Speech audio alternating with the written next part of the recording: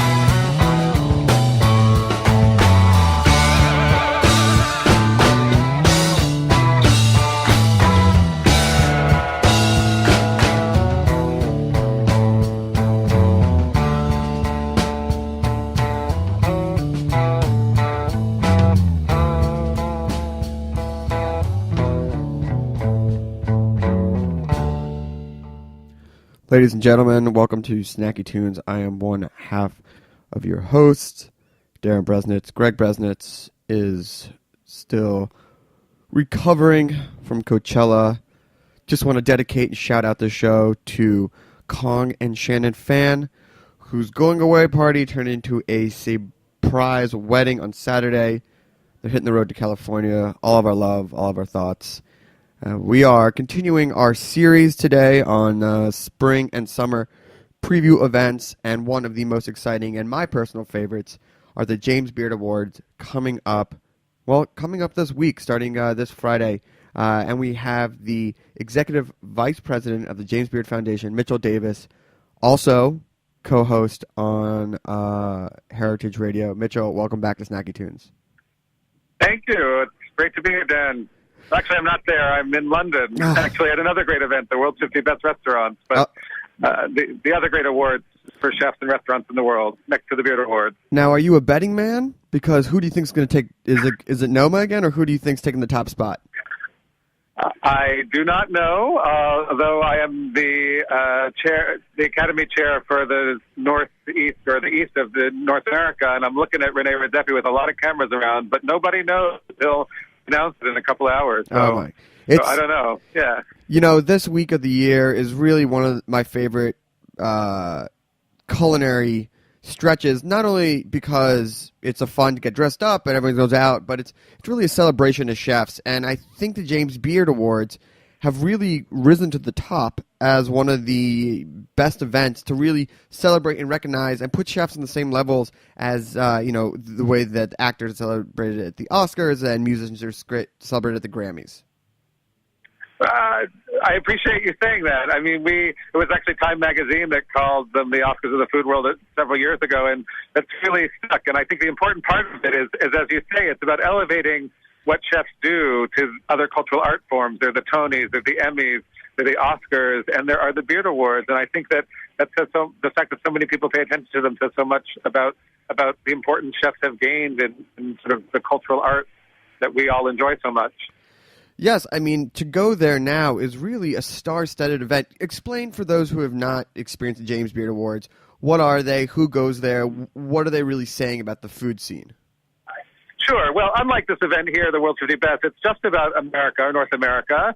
And there are two sorts of awards. Friday night, May 3rd, as you mentioned, we do the Book, Podcast, and Journalism Awards, and those are for those categories of wonderful work done on food, books on food, journalism on food, broadcast media about food. And that in itself is a great event, and really, I think, shows the talent that we have in America when it comes to writing about and learning about and educating not just America, but the world about food. We have such great writers. And then Monday at Lincoln Center at Avery Fisher Hall is the red carpet, black tie gala that is the James Beard Awards, the real Oscars. Almost 2,000 people attend. There's a 2.5-hour ceremony in the auditorium that, is like any beautiful award show with beautiful people. The fashion is as fun as the actual winners and nominees. And that's followed by a reception where 30 or so chefs cook for all of those people, incredible food. If anyone ever thinks that you can't cook well for a lot of people, they need to come to the Beard Awards. And in fact, the Beard Awards are open to the public. A lot of people don't know that, but anyone can buy a ticket to attend, and you get to see everyone who's anyone in the world of food and enjoy a great reception afterwards. Yeah, I mean, the major complaint I hear about all the other award shows is that everyone's so hungry that you have to eat before, bring a granola with you. This is not the case. Yeah. No, this is certainly not the case there. I mean, if the Beard Foundation is known for anything, we're known for throwing a great party, and you never leave hungry. And if you do, then we've done something really, really wrong. Unlike the Oscars, let's say. Yes. Now, one of the things that I've really loved over the years is watching the equal rise of the book and the broadcast and the journalism awards, showing how well-rounded, because it's starting to go beyond just the chefs and the people who work in the food, but it's also the people who write and report on it. And can you talk to me about Yes, go on. Sure. I mean, the reality is that without radio stations like Heritage Radio, without food writers and restaurant critics and cookbook authors, you don't have a food culture. Like the number of people who are going to go into any one of the restaurants is very, very small. And those people, the intermediaries in media, take that experience, take the knowledge that only a few people can gain, and they really share it with everyone. I mean, part of my academic work, which involves the relationship between media and food, really tries to show how they're directly related. However much a chef might hate the world of food critics or bloggers these days, or all the people taking pictures and eating, I don't think you can separate our enthusiasm and our increasing the increasing influence of food. You can't separate out the media piece of that. They really go hand in hand. And they have changed. And in fact, one of the other things that's changed is that so many chefs are now also cookbook authors or writers or, participating in the media world in many different ways. They have really important blogs. Marcus Samuelsson has the Republic blog. David Chang has Lucky Peach, which is a magazine nominated for several Beard Awards this year. So there's a real crossover, and I think that's because they're so related, media and food. Yes. Now, look, I know you can't play favorites, But who has like the best story? Who's got the Cinderella story? Who would you like to see get a nod this year beyond just a nomination? I can't really. I mean, there are so many stories. There are a few categories that we all look forward to because they're really exciting and because they change so much every year. Those would be Best New Restaurant, because it's the best new restaurant in the entire country. And if you can imagine how many restaurants opened in the last year just in New York City, and you multiply that by every city in the country, it's quite an honor. And so that one to me is always really interesting and an exciting category. And this year, let's see, The Ordinary in Charleston is nominated, and State Bird Provisions in San Francisco, and Empolon Cocina in New York, and Grace in Chicago, and actually Rich Table in San Francisco also. So it's a huge national category, and who are my favorites? I don't know. It's like apples and oranges. Because this is a voting process and it's a sort of secret ballot and administered by an accounting firm, you really don't know how the votes are going to split. With two restaurants in San Francisco, does that mean San Francisco has a better shot at winning, or does it mean they're going to split the vote because half the people in San Francisco love one and half love another? So it's just so hard to predict. I don't know that anyone gets rich betting on the Beard Awards, but now so how's that for an answer for you? It's the most democratic. It's how you stay at the top. Now, I know that you also, on not just a national level, you do regions. What's your favorite region that's really come out in the last few years, that's really grown in leaps and bounds and has gotten some of the notoriety with the James Beard Awards? Well, that's a really good question, actually. So the typical ones, of course, are California, New York City, even sort of Chicago in the Midwest and the West Coast. But then when you look across, one of the things that's been so exciting for me personally over the last few years, I've been doing a lot of traveling in the States, and you find yourself in Charleston, let's say, which has an incredible food culture and actually has a couple of nominees this year, Sean Brock for Outstanding Chef, and as I mentioned, Mike Lotta for The Ordinary. And Charleston, I think, is a place, it's just an exciting town. It's got a rich agricultural history and a rich food culture. It has incredible access to people working on all sorts of heirloom products and stuff. And so you see a whole burgeoning food culture there on every level, from a sandwich shops, like Butcher and Bee, all the way up to the finest McCready, Sean Brock's restaurant, Mike Lotta's restaurant. So to me, that's an example of a place that you might not have traditionally thought of as a food destination, but is incredible. And then we're about to go to Louisville, which is another great place in the middle of the country that also has a burgeoning food culture. And I'm trying to remember the name of the nominee.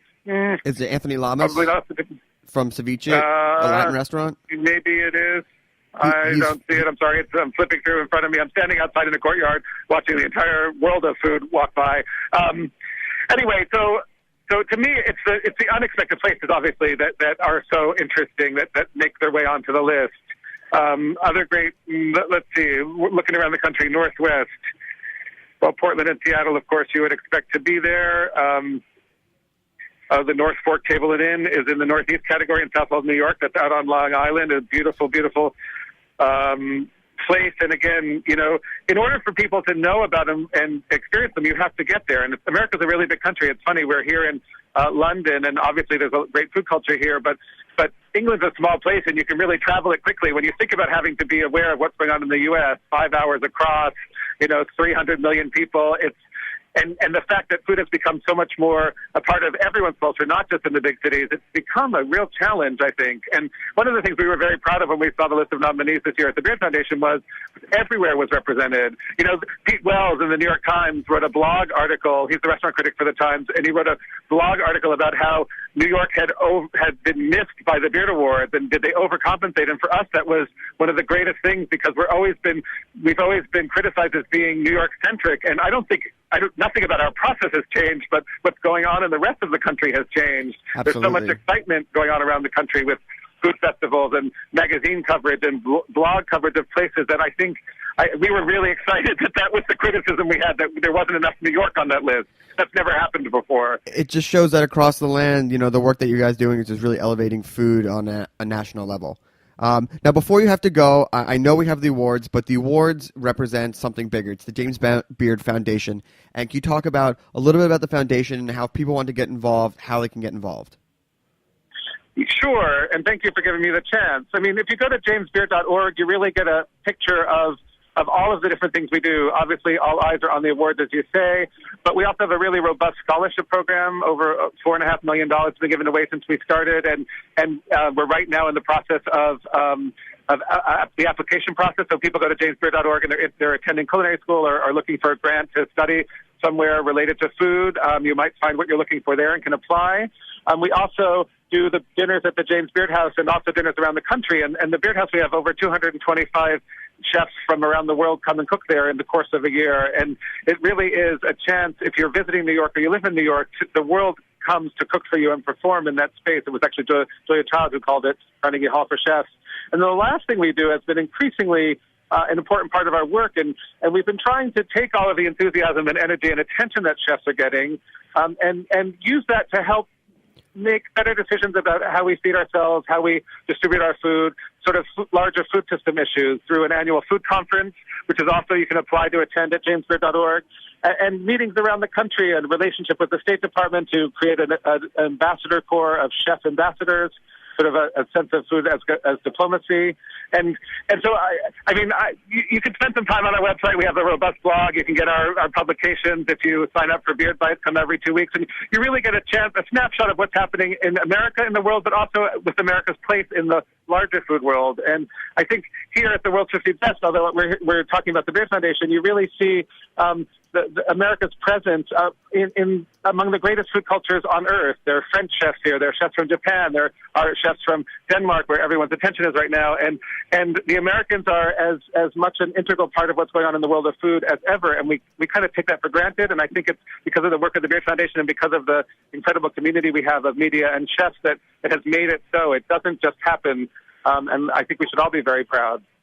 It really is an amazing organization, and I love what you're doing. And, eating dinner, I've been so lucky enough to been to that house, and it really is, it's so special, and you feel the history. Well, I think if James Beard was around today, he'd be proud of you and what everyone in the organization has done with food. Mitchell, I will not keep you any longer. Go have a great time. I will be keeping my eyes peeled to the internet to see who the big winner is. I have my own guesses. All I'm going to say is... I'm looking at People can also follow me at Kitchen Sense. Sorry, I'll be tweeting live here, so you don't have to wait for it to be posted, or at the Beard Foundation Twitter also. So stay tuned, and then stay tuned for the Beard Awards next week. And let's not forget that Kitchen Sense is also your wonderful cookbook, which you can pick up on Amazon.com. Just search Kitchen Sense, Mitchell Davis. Well, Mitchell, thank you. I will be in my very best next Monday night, and hope to see you there dressed to the nines. Thanks, Dan. Hope to see you too. All right. Bye-bye. Have a great time. We're going to take a little break, and then we got the Rev coming in. We got a bunch of events to continue our summer preview. This is the Harmoir second track off his new album, Bye Bye 17. Came out last Tuesday. Do yourself a favor and pick up the album.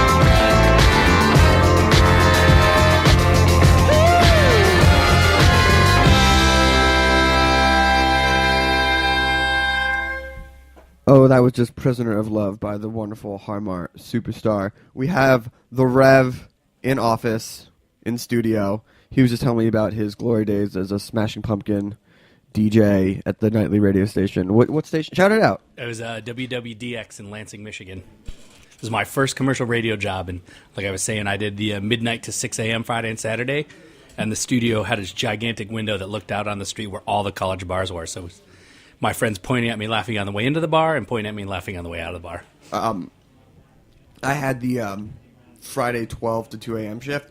I think it lasted like 3 weeks before it got kicked off the air for, intoxication reasons. I would get kicked off for like slipping in White Zombie at like 4:45 in the morning. I'm Yeah. like, you were listening? Yeah, who's listening? So we're here to talk about a couple events. First up, you have the second annual New York Burger Week. Very excited. Happening May 1st through May 7th, 2013. Really, really excited. Tell me about it. Why burgers? You know what? I love food. It's probably a universal theme to the show and the guests on it. And I dedicated myself to writing a blog about hamburgers about 5 years ago. And it grew wildly out of proportion. I did it as a joke, and it has taken its own life. And last year I thought, wow, I have all these connections. I know all these people. I know this great food. I want to share it with people. Let's celebrate National Hamburger Month by having 7 days of like really cool, glorious burger events. And it went better than I had expected. And so this year I was like, I can't not do this again. Right. It has to happen. And since last year, we have refined the ideas, have found not better partners, but different partners, and I'm able to do 7-day showcase of really cool burger events. Most of them are pretty boozy. They all involve bourbon or beer or something like that. But What's your favorite? Do you like beer or bourbon when you're pairing with a burger? beer, because I can drink more of it, and the flavors are more wide. Favorite beer, favorite burger pairing? Oh, God, that is an awesome question. I don't think I would ever come down to one because of the variety of burgers I like, but I'd have to tell you that just a standard Kolsch or Pilsner, a Kolsch or a Pilsner with a standard slider, like one that's been prepared, Yeah. you can't beat that. It's just so refreshing. That's awesome. I see that one of the events is the Guns N' Roses Appetite for Destruction burger and beer pairing. That's the kickoff event. What is that? So we did it last year. We took an Iron Maiden album and paired all 9 songs of Peace of Mind with 9 different beers. And so as we'd hit play on the album, and as each song started, you got a beer or a burger that paired with that song. So it was such a hit. I said, all right, we got to do it again. What do I want to do it for? And I thought Appetite for Destruction was a funny pun. And so it's 12 courses paired with each song on that album. 4 burgers, 6 beers from 3 breweries, order of tater tots and bourbon ketchup, and they're all perfectly paired, quote unquote. It's all perfectly sold out. Yeah, it did sell out. It's sold out, but it's great. Like, welcome to that burger, sauteed onions, sauteed jalapenos, American cheese, out to Amy bacon, the bourbon ketchup, blue cheese. That's going to be a lot of fun. It's also serving at Idle Hands, which is the bar I own where that's being hosted. Right. We have an independent purveyor inside there called That Burger. We basically he leases the kitchen from us and runs his restaurant from the bar. It's his last night there. Oh. So after Wednesday, we will not have burgers again. So it's his going away party and sort of the Welcome to New York Burger Week. This just big crazy night of burgers. That's crazy because Idle Hands you've gotten known for your burgers. Yep. But we don't own that part. Oh. We lease the kitchen to Dan from That Burger. So he's going to go off and do whatever That Burger does, and we'll usher in whatever the next sort of pop-up kitchen idea is. So talk to me about some of the other events. I see that there is the bourbon and burger pairing dinner, which looks pretty boozy and pretty decadent. That one's cool. It's at Harding's. So basically you're going to start in the reception area where you'll be given a cocktail lesson on how to make a bourbon smash. Yeah. You then get taken to, they have this private whiskey room with closed door. We'll do a bourbon tasting with a bourbon rep. You then get walked into the kitchen where the chef shows you how she makes this triple ground meat burger. It's 3 grinds. And then you sit at a private table for 16 people, and the chef will serve you the burger. So that one sold out as well, actually. No, you got one more. Oh, that's right. Sorry, we added 8 seats. 8 seats. So if somebody is available on May 2nd and looks for bourbon and burgers, that one's available. I think the grandstand, the one to really get, Friday night, Yep. May 3rd, the first ever beer, bowling, and burger festival. Where's that being held? That is at Bullmore in Times Square. Wow. 24 breweries, 3 different burgers. I designed the menu. Gourmet pickles from McClure's. There'll be a cheese tasting from Snowfrisk and Jarlsberg, and bowling. That's $38 for all you can drink and then eat as well.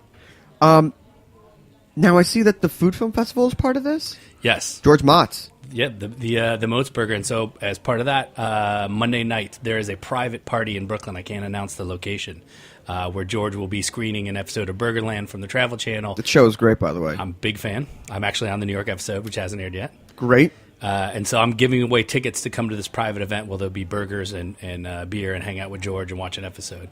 So if you go to theburgerweek.com, you can see how to win tickets to that. Oh, real secret burger, real secret thing. And what type of music is going to get played? I know you already have the Appetite for Destruction, but what's your favorite type of burger? It's rock music. Burgers are meant to be. You can't listen to pop or maybe some hip hop, but I think nice 70s, 80s, 90s rock goes best with burgers and beer. So now that it's barbecue season, I assume that you grill a lot of burgers during this time of year. It's probably the one item I cook the least at home. Really? Yep. Why is that? My appreciation for other people's artistry of the burger is larger than it is on my own end. I cook totally different things when I'm at home. Interesting. I think it goes back. My mom, when I was a kid, to reward me for doing good or to get me out of the house away from my stepfather, we would go eat burgers. And so deep in my head, going out for burgers is a real special moment. That is a loaded comment, my man. Thank you. Yeah.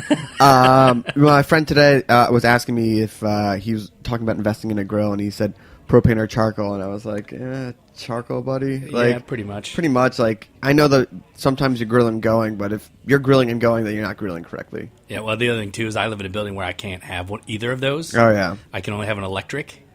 And while it works really, really well, it's still not the same, and so I don't want to. Oh, man, that's even worse than propane. Yeah, there's some ones out there that work really well. Like, I won't lie to you. I fed people, and they had no idea. Interesting. But on the burger front, you can't get an infrared hot enough to cook them the way I want them. No. Which is part of the reason I don't cook them. Right. Favorite burger in the city? Favorite burger in the country? It ceased to exist as of December 31st. Rub Barbecue. That is the best burger I've ever had. Really? Yeah, they closed their doors. I know they closed their doors, but what made that burger your favorite? Even though I worked there for a while, I still don't know how they did it, but he basically, Andrew, the owner, would bring in all the meat and then house grind it himself that morning. They made a limited amount so they could control, the quality of the grind. They changed the recipe every week. It was just however he did it. He was a master scientific burger maker. Yeah, I really enjoyed. Eater did a burger week last week, and they talked about the 12 most elusive burgers in the country, and talked, how the burger has become this thing that people want to serve to show off their process, but they don't want to be known as a burger restaurant. Yep. And I could see how that can happen. I mean, I could see how a burger can really take over your menu, but by limiting it, making it sort of just part of the lore. Yeah, I mean, isn't that how Five Napkin happened? They were serving that at Nice Matin, I think. They were serving the Five Napkin burger, and it just became a thing, and suddenly, they have restaurants all over the country. I mean, empire all over the country. That's one way to look at it. Yeah. All right, well, we're going to take a quick musical break, and then we're going to come back and we're going to talk about your other event. Beer Balls. Beer Balls, which is going to be another fun event. This is an oldie but goodie. On cold and rainy days like this, I just like to listen to old indie rock and that type of stuff. So this is Most Secret Method, Guess the Root. Do it.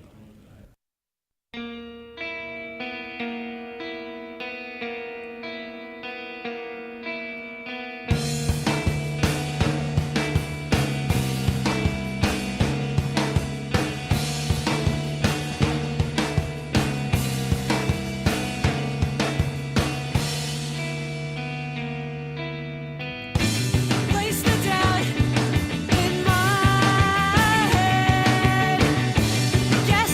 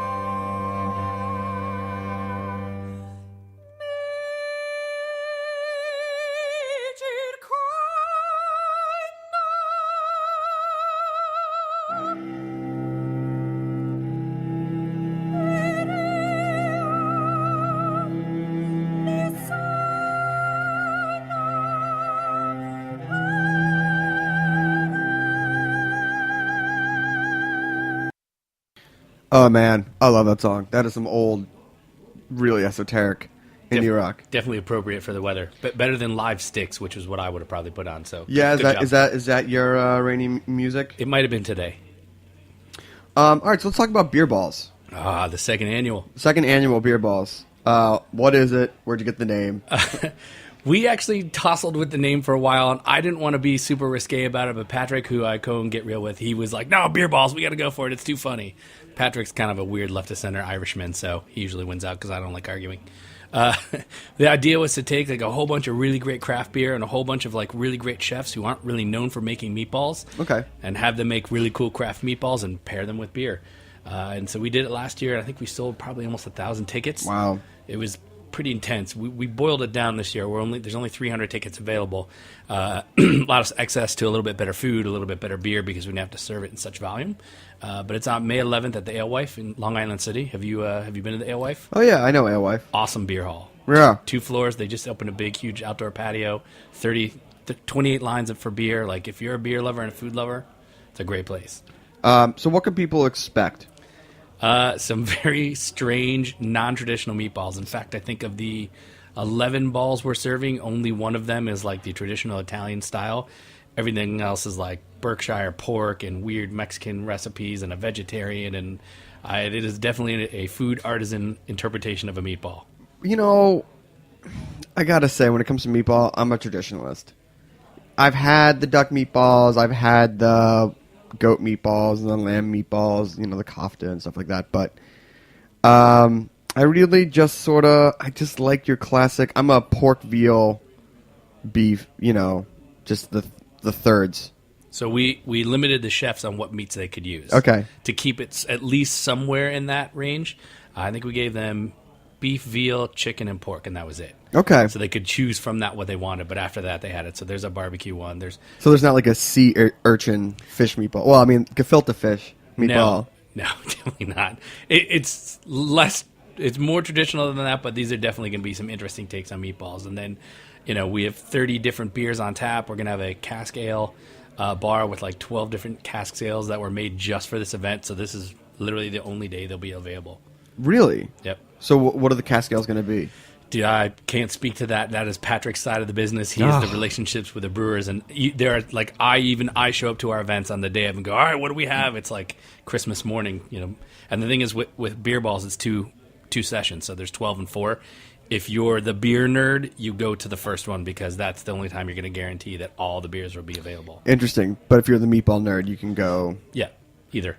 Interesting. Are you doing those like weird 2-ounce cup things at the events? Well, we do 4 ounce. Okay, that's manageable. Yeah. The 2-ounce cups just kill me. It's just like you take a sip and you go, oh, okay, I sort of tasted that. Well, the difference about at least the events at the Alewife is we don't install like different taps around the room. Right. We just use their bar. Okay. So you can just go up to the bar back and forth over and over. You don't have to move around. Great. Except for the cask ones, which are upstairs. Move to the side. So just get there early and get a seat at the bar. And just you can kind of do that. Yeah, get 2 glasses, just have them going in rotation. But that's cool. It's a festival, but it's intimately sized. You know, there's not a lot of waiting in line. There's not a lot of people. There's access to really great rare product. And who are some of the chefs? We have the chef from Littletown. The 2 guys from the Alewife are there. God, I can't even remember. They all switched last week. We had people come in and come out. Murray Bar on 34. Have you heard of this place yet? It's sort of brand new on the scene, but they have this thing called a dirty burger. Okay. They're doing the meatball interpretation of it. It's got like cinnamon and honey, and it's got a finishing element in it and a garlic aioli. It's very unique. So they'll be doing the meatball version of that. Interesting. What do you look for in a meatball? What's your favorite meatball? God, it either has to be spicy or have a lot of rosemary. Really? Interesting. I love rosemary and meat, things like that. Especially really fatty meat, you get the like herbaceous notes of the rosemary. There's a recipe on my burger site called the Whole Lot of Rosemary Meatball. Okay. It's supposed to be an AC/DC themed meatball with tons of rosemary in it. I thought that was appropriate for the show. I think it's appropriate. Now, I know you don't do burgers, but do you cook meatballs? I am a furious meatball chef. Recipe. Furious. Is it the rosemary one, or do you have... That's probably... Now, my favorite one, I do a breakfast meatball. That's definitely my favorite. It's got like sage sausage, black beans, maple drizzle, eggs, that kind of thing. My rosemary one's good, and then I do a spicy, fatty pork one that's pretty killer as well. Interesting. All right, now, where did you learn how to make your meatballs? Is this passed down tradition? Yeah. My mom, who married into the Italian side of my family, learned it from my Italian grandmother. It got passed down to me through that generation. She learned it from her great-grandmother, so... But it's not like a secret, like, family, I'll kill you if you tell anyone. I won't tell you the red sauce recipe. Really? But I'll tell you any other recipe. Like everything else, most of them are on the Burger Conquest blog. You just Google Burger Conquest. What's the, why not the red sauce? I was just told that belongs to the family. You don't share it. Huh. Cool. Well, you're welcome for the pizza. Thanks. Is it a spicy red sauce? No, it's very garlicky. It's very garlicky, and I've interpreted it a little differently than my mom did, who told me, she showed me how to make it and then wrote it down, and it was different than what she showed me. And I said, well, what was the difference? She goes, no, I was just feeling it. I go, well, that's not grandma's sauce. She goes, you do it grandma's way. I said, oh, so it's okay for you, not okay for me? I changed it a little. Interesting. Different products were available when they were making that No, sauce. I know. It changes throughout the ages. I live in Long Island City. I don't have a garden in the back where I can go pick the tomatoes. So No, you don't. But you also can get them canned and shipped in from San Marzano. I can, but I do have a basil garden. So Oh, that's nice. I grow my own basil. One day.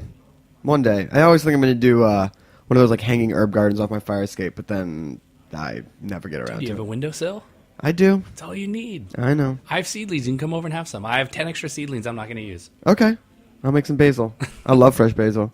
Do you grow rosemary? I did last year. Actually, here's the problem. So if you have too many plants growing together indoors, they don't release the water. There needs to be room for the water to be released off them. And if they're too close, they'll get a fungus because it'll just go from one plant to the other. And once one plant gets it, they all get it. And that happened to me. My rosemary, my sage. I had too many plants last summer, and they literally died in about a day and a half. What about your parsley? My what? Your parsley? Parsley, rosemary. Yeah. Anyway, never mind. So this year I'm doing one thing of basil and one thing of sweet peppers, and that's it. There you go. All you got to worry about is mites, Yep. right? And my cat, who likes to eat my This is why cats are a problem. You'll never see a dog eating a plant. a plant. No. He'll pee on it. Yeah. We'll never eat it. Well, Rev, I want to thank you coming on, sharing your 2 events with us. I will definitely see you during Burger Week and probably for all your events and things like God that. bless. Let me know. We'll get you some tickets. Awesome. Well, we're going to take a short break, and we're going to talk to Amanda from the Smorgasburg Record Fair. I want to play one of my favorite 7 inches that I've ever found at a record fair. It is How Can I Forget, Marvin Gaye. Oh, awesome. I've never even seen the song anywhere else, so here we go on Snacky Tunes.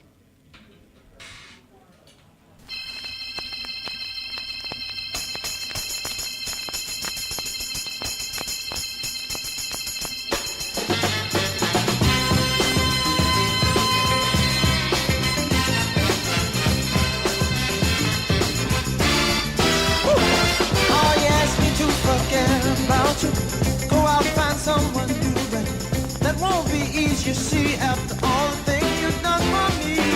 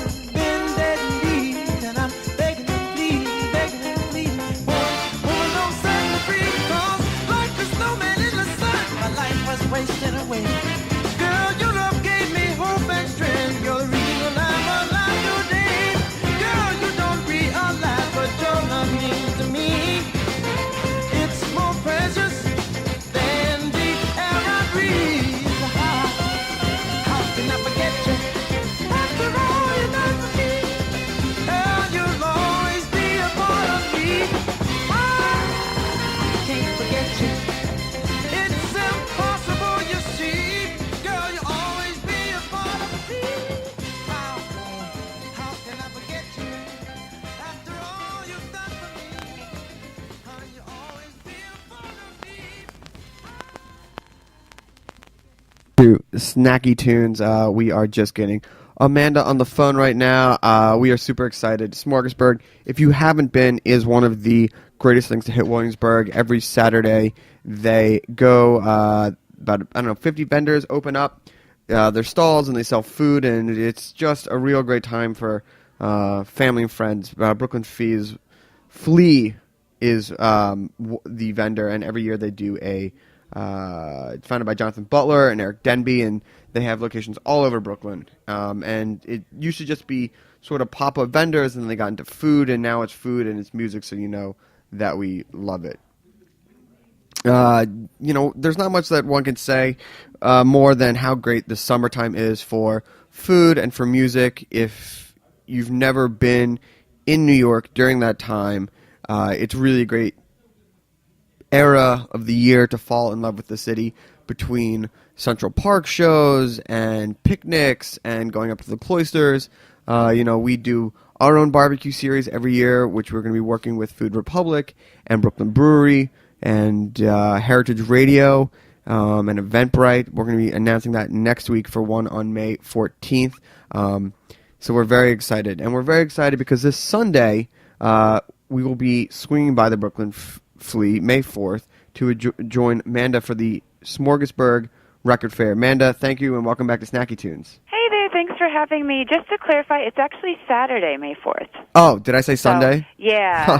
So it is inside of the Smorgasburg Festival, Yes. Not the regular Brooklyn Flea. So Right. it'll be inside of all the food vendors. Right. It's going to be a tight fit for food and for music. How do you plan on keeping all the delicious foods off the records? I guess that's what the plastic sleeves are for, right?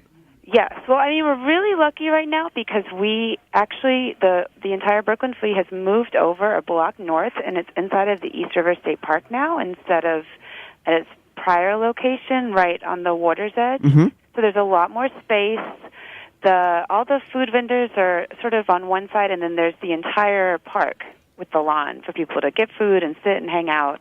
And we will have a separate area which will be completely contained for the record vendors. Now, this is really a great gathering, a real meeting of the minds, a real who's who in the record labels of New York and beyond. So tell people what they can expect if they've never been.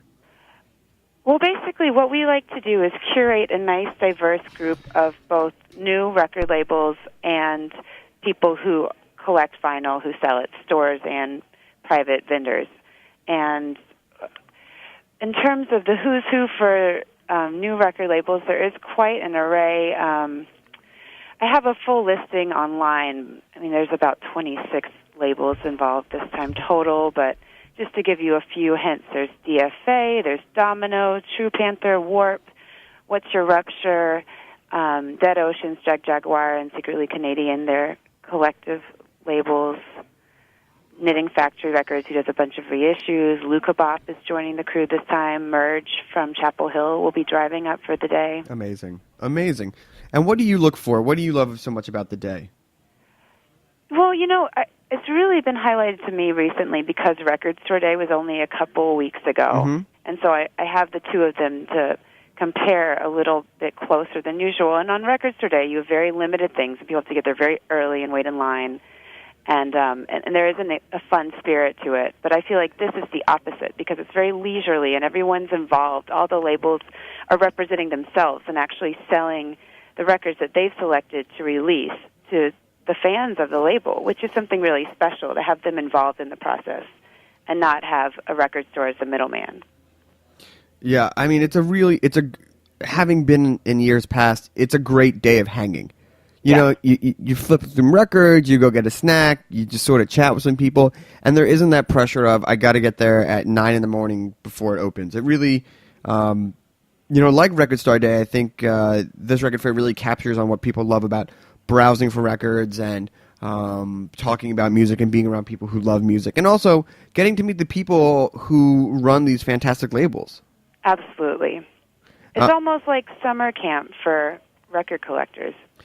It is, and it's a real, nothing is better than just sort of in the summer, like cranking out the record player, drinking some beers. And this is a really great way to start, with some fresh tunes for the summer. Absolutely. What's your favorite sort of like food and record combination? What do you usually rock on the turntable and in the kitchen at the same time? Oh, well, I have to say I'm a big brunch cooker. I can't do much right, but I can do a pretty good brunch, and I also like some rocksteady to go with it. Recently, this Listen to the Music comp that came out about a year ago, that's been a really nice pairing for me while cooking eggs and grits and bacon. Oh, that sounds really good. I've found that there's few things I like more than, especially during this time of year, is like opening up all the windows, putting on a record player, and cooking. The only issue is when you have to flip sides. If you're doing something like baking or something like that, you may need a helper. It's going to be hot. It's going to be hot, and you might need someone to help, flip the record while your hands are sticky. So what are all? Absolutely. So what are all the details? When does it start?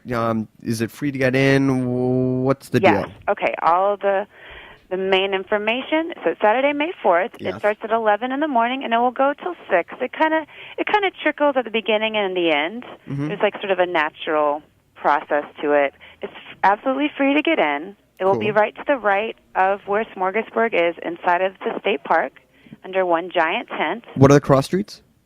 It's right at the edge of the water at Kent Street, and Great. it's at where North 7th dead ends into the park.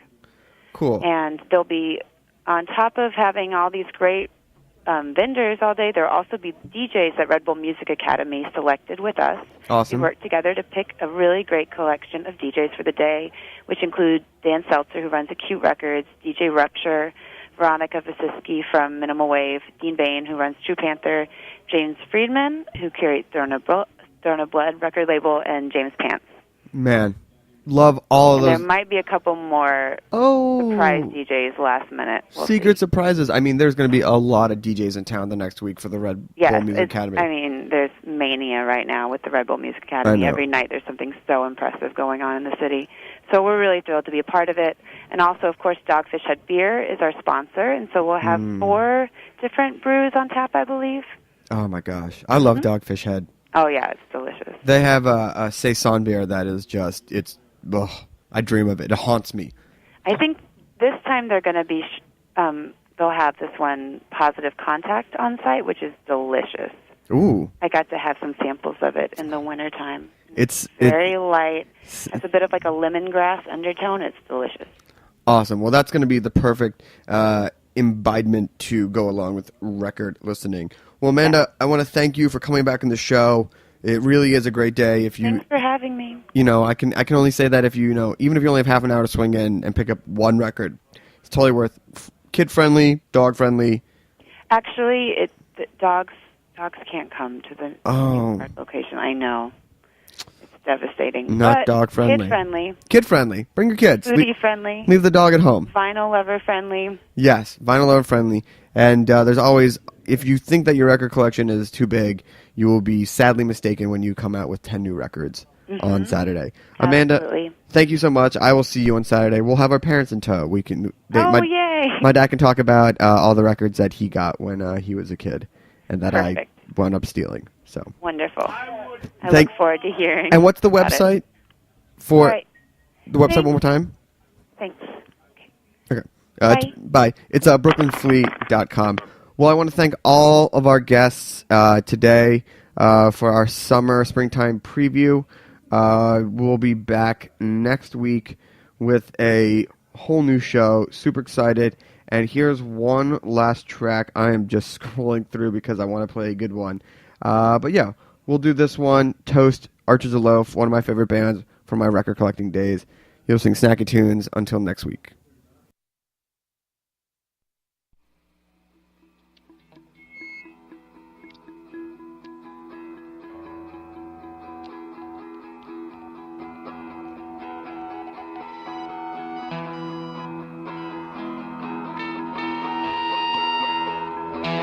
Thanks for listening to this program on heritageradionetwork.org.